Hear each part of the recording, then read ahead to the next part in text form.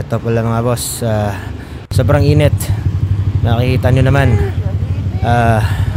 grabe, 39 degrees. Ito, dumating na ako sa Racing Baboy para magpalit na naman ng pyesa. Downdraft na throttle body. Ito po yun, 38mm na UMA Racing. Dahil dati naka TSM pila ako na yung standard lang na throttle body, 34mm yun. So yeah, mas maganda yung response na itong downdraft. So yan, nakapag-decide na ako. Kaya cut delete na yung U-box. So kailangan natin lagyan ng acrylic. So ayan si Richard, shoutout Chard. Siya yung tumira dyan kanina kay NMAX.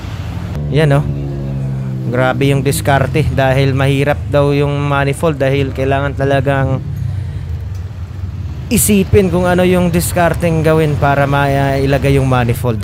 Ayan po si Boss Miggy, Chief Mechanic ng Racing Baboy. Yun no. Ayan, naghahanda na para mag dyno, para ma-tune ulit. Yun, naka-eraser mini light yung ECU ko mga boss. Dito din ako bumili. Yung set ko last year pa ito. Dito din si boss din yung nagano gumawa. Yan si Boss Mickey. Dito parang nasa labas ako ng hospital.